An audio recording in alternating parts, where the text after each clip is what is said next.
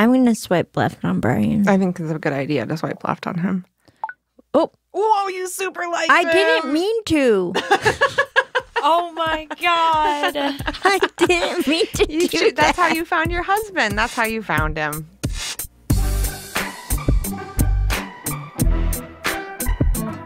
Hey, I'm Jane Marie, and this is the premiere of Season 2 of DTR. We're thrilled to be back. And this season, we're doing something really exciting.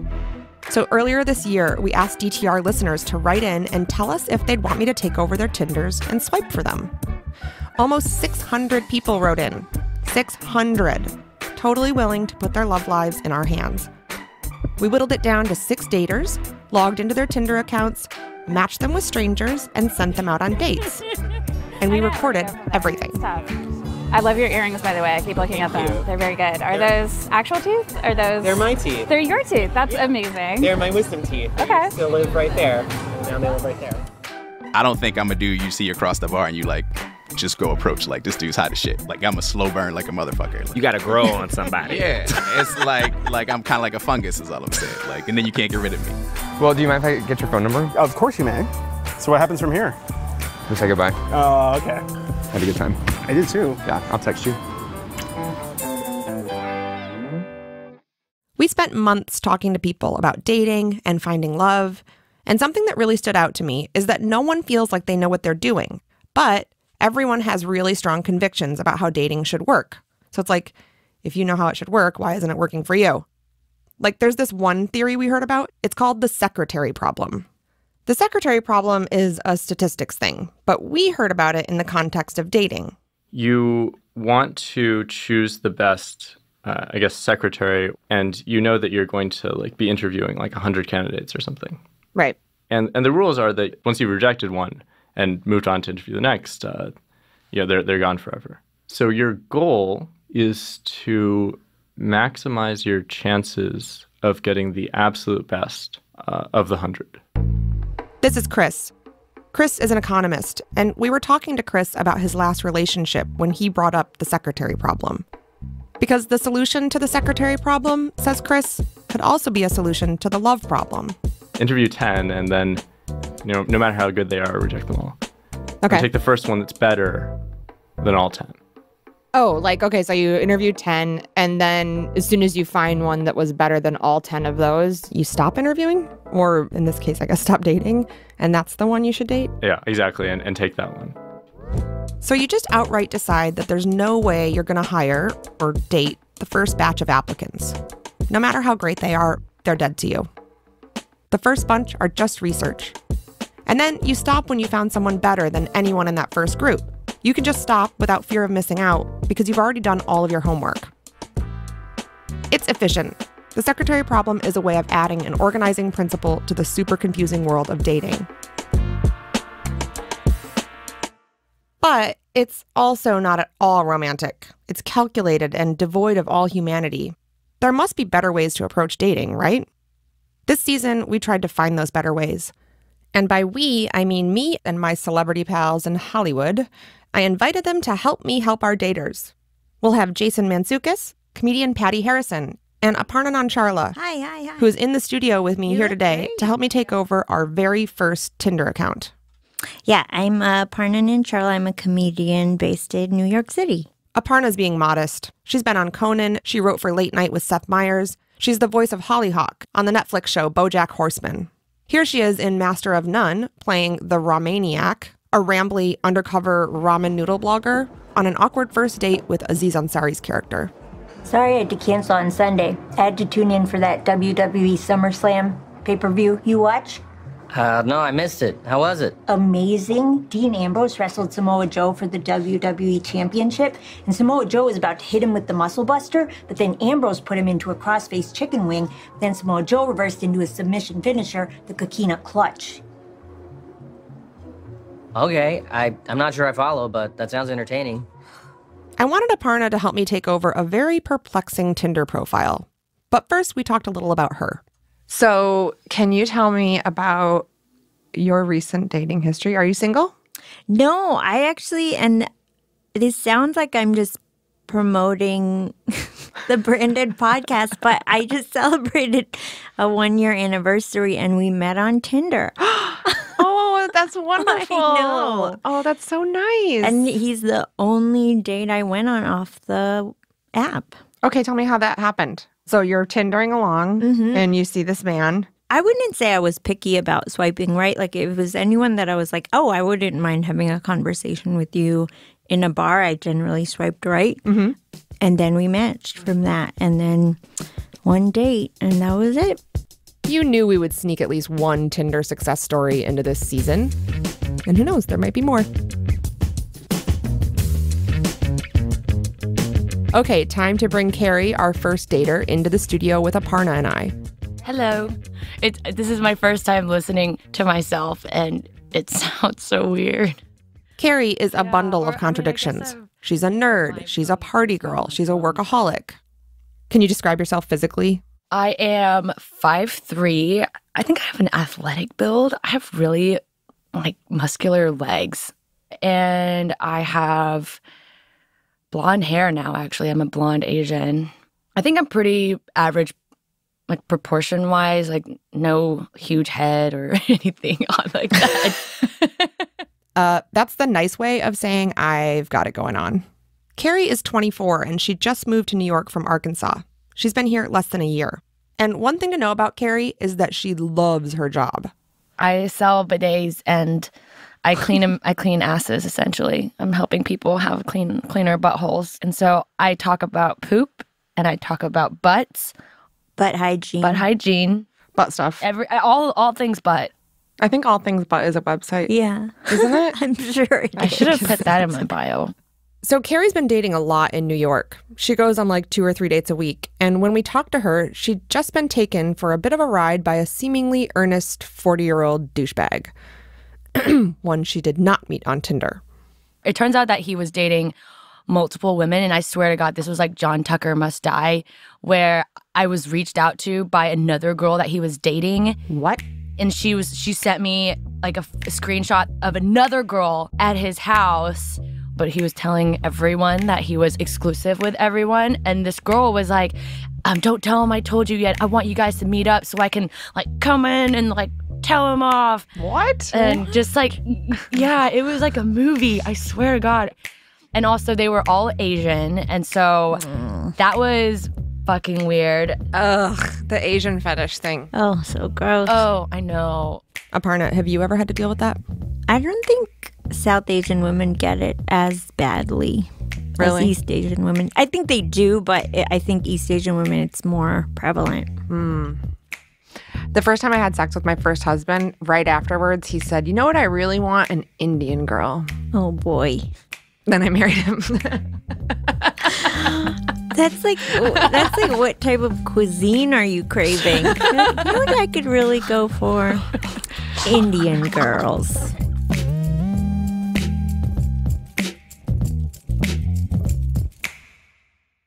Okay, so Carrie, you're straight. What are you looking for besides a human male? I'm looking for someone that matches my energy. I really like guys with dark hair. I like great eyes because eyes, as you get older, those things don't change. You can still, that's one feature that stays the same forever. So wise. So thoughtful. I actually saw that on a meme or something. No, I saw that on Instagram, but I agreed with it. Would you be okay with meeting the person you're going to marry right now? Whoa. Yes. And wow, I'm shocked that I actually said that. Wow, those were two. I was shocked that you asked that question, and I'm shocked at my answer. But yes. All right, so before Aparna and I could start swiping on dudes for Carrie, we had a little business to take care of when it came to Carrie's profile. Welcome to my Tinder account. Thank you. Let's see. Brooklyn, startup life, hot sauce addict, gin cocktails. I can't help but dance to great music. Love that EDM. Oh my God. When you read it out loud, it sounds so lame. I don't know. I don't know how to make a profile. Should I change anything? Does it seem like I'm too crazy? It seems, okay, to be perfectly honest, yeah, these are you're a party girl. It looks like you're going to have all the cocaine, Can I give you a tip? Okay, I do need to give you a tip. Yeah, I need help. According to the experts at Tinder who I interviewed last season, you're supposed to have your main photo be one where you're facing the camera and smiling without glasses on. Do you have a photo like that where you're facing the camera, smiling, probably without glasses? I bet I do. Okay, let's start swiping. Are you ready to do this for Carrie? I'm excited to do it for someone else. Oh, wow. If he got a haircut, he wouldn't be bad. He looks like the early photos of some artist who later makes it. He looks like Slash. Yeah, he does. I'm going to say yes on him. Whatever. Yes. Sure. Great. Oh, it's a match. Our very first one. Our very first one. Good start. Oh, this man is holding a sword in the dark. Oh, that is, come on. This guy loves weed. Oh my gosh. Oh my god. And you can only see one of his eyes. One eyeball, part of a hand. Oh, this guy looks like a character that Casey Affleck would play in a Boston crime movie. I know. Or it seems like he's about to be like, girl, I want to send you this from the bottom of my heart. From the bottom of my heart, girl. Who's in the back seat? I know. Is that his Lyft passenger? All right, now we've got Jason. Whoa, Jason says he will totally rock your world. Whoa. What does that? Oh, or barring that, he'll buy you tacos. Okay. All right, we'll give Jason a try. I'm going to swipe left on Brian. I think it's a good idea to swipe left on him. Oh. Whoa, you super like I didn't mean to. Oh my god. I didn't mean to do that. That's how you found your husband. That's how you found him. That's the story you get to tell everybody. That my thumb slipped? Yeah. And then Kerry got married to what's his face? What's his name?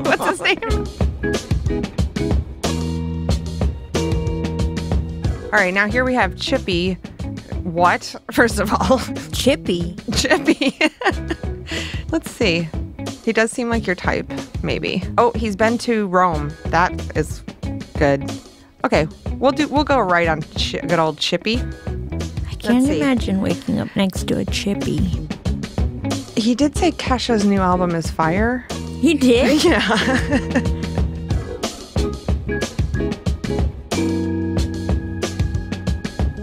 Coming up after the break, Carrie goes on dates and lets us record them. And things get interesting. Your whole life is in between your legs, and it's just like... Your whole life is in between your legs? Yeah. That's a good line. You have should use that. Ugh, bad pickup lines and more. That's after the break.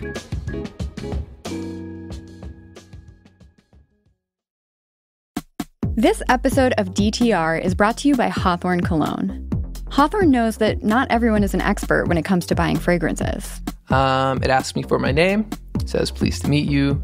First, how well do you know your fragrances? I'm going to go with clueless. That's Gimlet Creative Associate Producer Jorge Estrada, who sat down to take Hawthorne's Cologne questionnaire, which uses body chemistry and lifestyle data to deliver tailored scents. What's your drink of choice? I'm a fan of a nice cold beer. 75% of taste is aroma, which Hawthorne takes into account when matching you with 1 scent for work and 1 scent for play. Okay, cool. So I just took it. Wow, nailed me.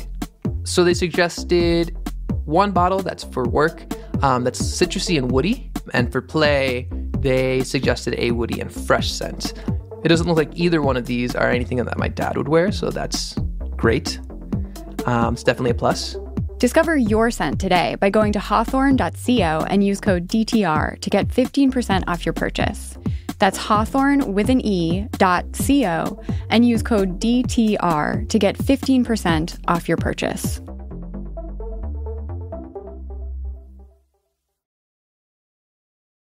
Okay, so we're back.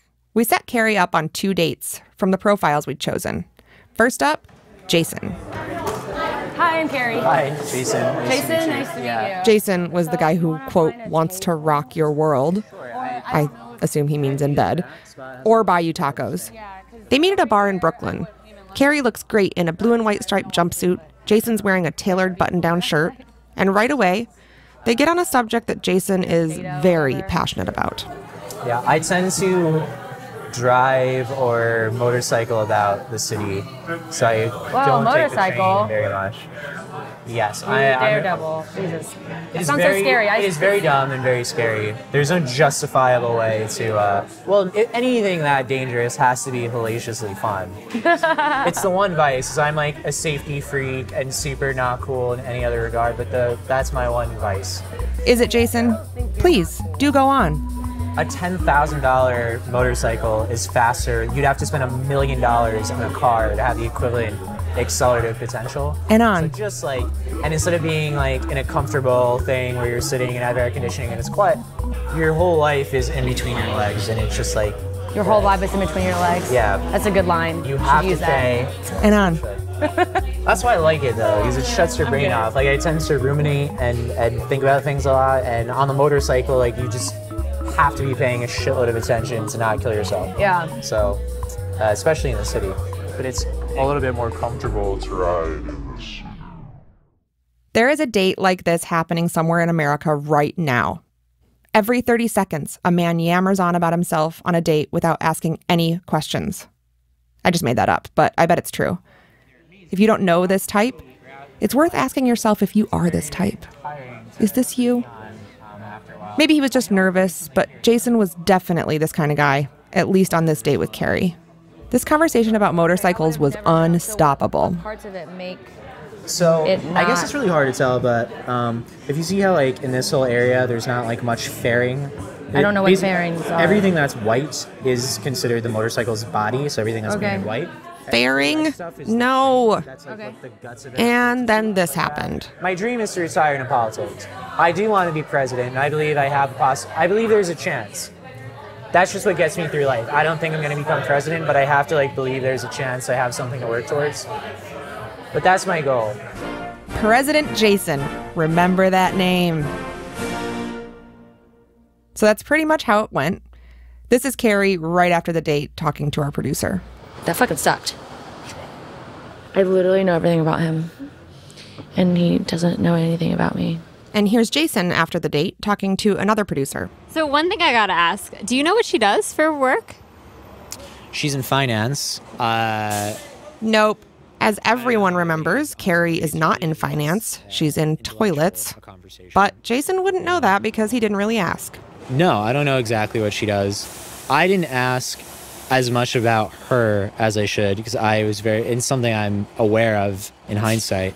And I thought about it once or twice. We got distracted talking about all these things. To me, like, I don't really, sure, it'd be nice to know what she does, but to me, what she's passionate about, which did come clear, is much more important. Which was what? I almost never ask anybody what they do because who gives a shit? It doesn't define you.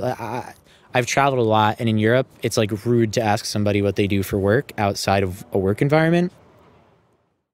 Okay, so back in the studio, Aparna and I listened to the tape of this date, and we had so many questions. Carrie, did you feel like you learned about motorcycles?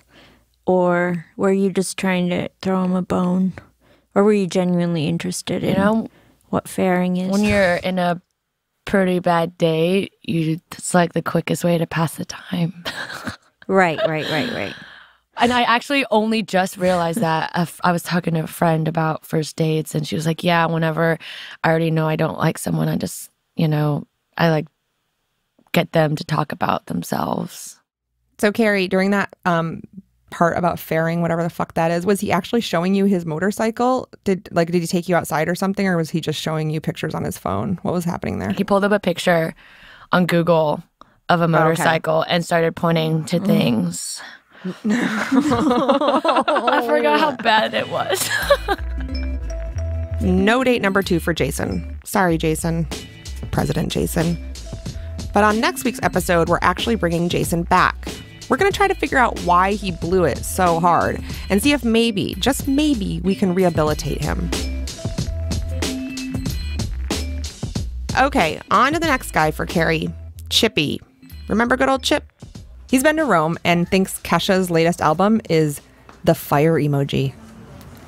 Hi, I'm Kerry. Kerry? Chip. Chip, nice to meet you. Nice to meet you too. Where'd you move from? Guess. You won't guess it, but this is just, you only have to do one. Really? God, I'm flattered. No, I'm from Arkansas. Whoa. I know. Chip is blown away that she's from Arkansas. Some people really don't, though. Carrie and Chip met at a bar in Brooklyn, an unassuming whiskey bar with a quiet backyard and a grilled cheese menu. This is a few days after that Jason date, and right away you can tell this one sounds so different. You're welcome. You were late today. I'm late to most things. I was actually early to this. Wow. Not characteristic. Okay, I was worried. I was like, dang it, he's too on time. Fuck, I'm always late. No, I'm so happy when a date's late. No, because I know I'm going to be late in the future, so if it ever works out, like early on I need to know that they're a late person. And Chip is asking her questions. He asked her what she does for a living. Huge one. This is one that like clips onto any standard toilet, and it basically just gives you a little butt shower every time you take a shit. So you're convincing everyone in America to have a cleaner butt.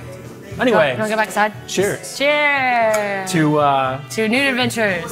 Doing things you've never done before. The conversation was a back and forth. They covered all the normal stuff people talk about on first dates. They talked about hobbies. You do marathons? Yeah. Holy shit. I've only done a half. You've done a half? Yeah, I've done 2 halves. Better than most people. They talked about shitty dates they'd gone on, including Carrie's date with Jason. Horrible. Really, really bad. So you've definitely outdone him by a lot. That's all I'm going for. No, but seriously, I think you're great. Thank you. You're not so bad yourself. Aw, not so bad yourself. Good old Chippy.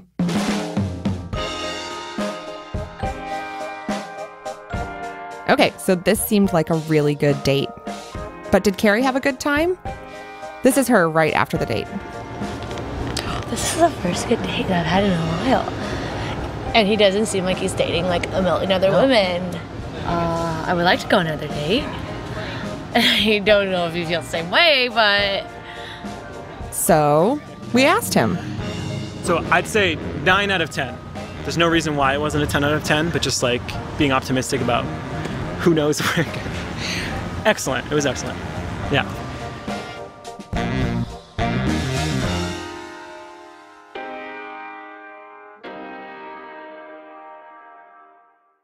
Back in the studio, we listened to all that with Aparna and Carrie. That's a guy you would vote for president. Yeah. You know what I mean? Good old Chippy. President Chip. Yeah. But Chip would never say that out loud. No. He wouldn't say, I'm going to be president. Ugh.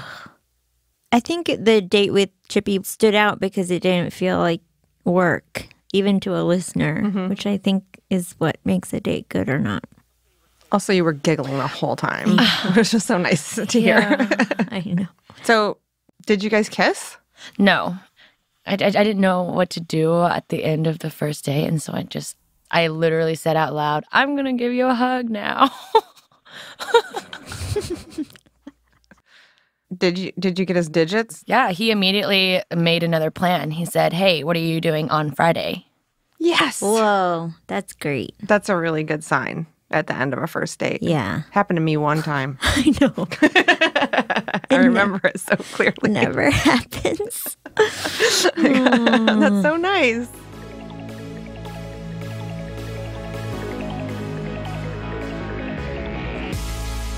Yay, we got a second date. But a good first date really ups the ante on the second one. Next time on DTR, Carrie and Chip go out again. Will the chemistry last, or was it just a fluke? I'm really excited to see him because last time we met up on a Sunday where clearly we had to get up and go to work the next day. And so tonight we can stay out later. There's no deadline. It's Friday night. Plus, President Jason returns and we get inside his head. For me, why ask many follow-up questions if you're completely disinterested? That's the only thing that I find confusing about it. What is she supposed to do? Just be quiet? You misread politeness for genuine enthusiasm. I misread politeness apparently a lot. That's next time on DTR.